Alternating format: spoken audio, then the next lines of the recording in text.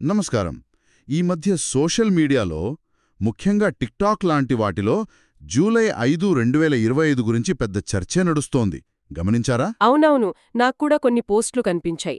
Japan నుంచి జనం ఖాళీ చేసి వెళ్ళిపోతున్నారనే దాకా వెళ్ళింది విషయం. చాలా గందరగోళంగా ఉంది. నిజమే. ఇంతకీ ఏంటి కథ?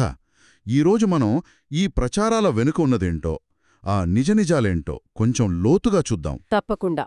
మన దగ్గర జపాన్ ఎక్సోడస్ హోక్స్ జులై 2025 ప్రిడిక్షన్ను విప్పుట అని ఒక విశ్లేషణ ఉంది. దాని ఆధారంగా మాట్లాడుకుందాం. మంచిది. మన లక్ష్యం ఒకటే. ఈ జూలై 2025 అంచనాల గురించి ఏది వాస్తవం, ఏది ఊహో తేల్చడం.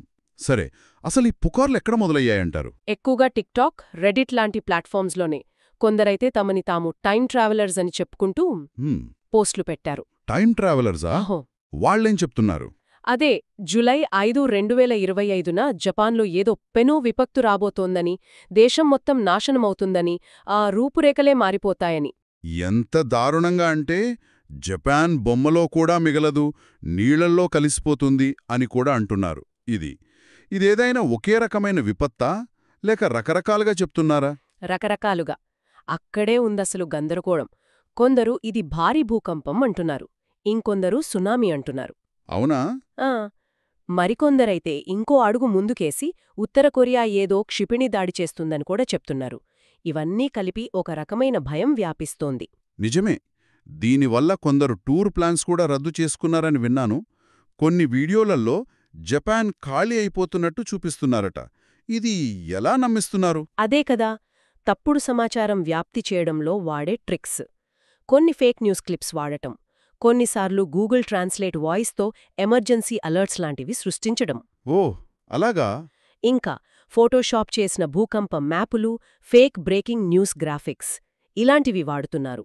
ఇది పూర్తిగా అవాస్తవమని గుర్తుంచుకోవాలి. ఈ మొత్తం వ్యవహారంలో బాబావంగా పేరు కూడా వినిపిస్తోంది కదా, బల్గేరియాకు చెందిన ఆవిడ. ఆమెకు దీనికి ఏంటి సంబంధం?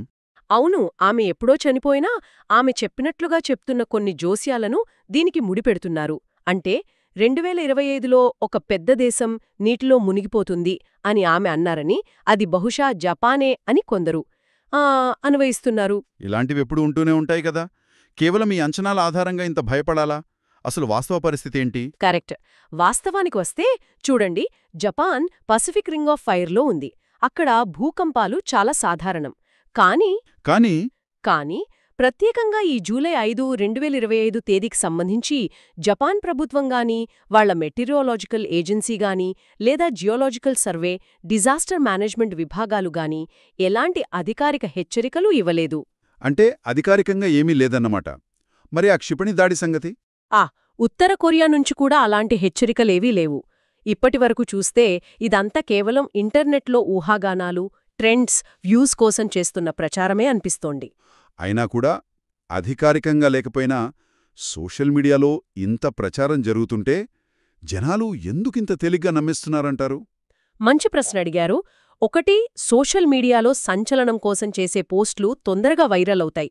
2, విపత్తులంటే సహజంగా ఉండే భయం, దానికి ఈ పుకార్లు తోడవుతున్నాయి.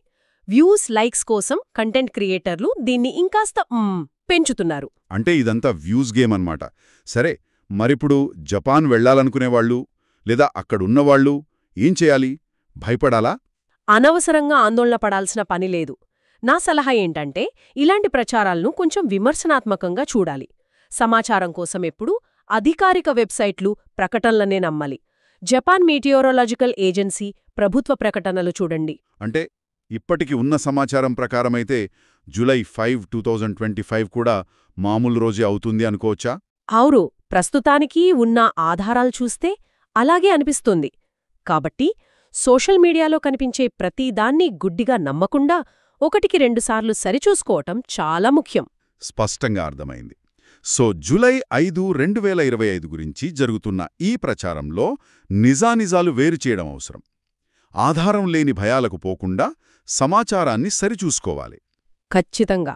ఈ సంఘటన మొత్తం మనకొకటి గుర్తుచేస్తోంది. ఆన్లైన్ సమాచారం ఎంత వేగంగా, కొన్నిసార్లు ఎంత వక్రీకరించబడి వ్యాప్తి చెందుతుందో చూడండి. దాన్ని మనం ఎంత జాగ్రత్తగా పరిశీలించాలో ఇది తెలియజేస్తుంది కదా.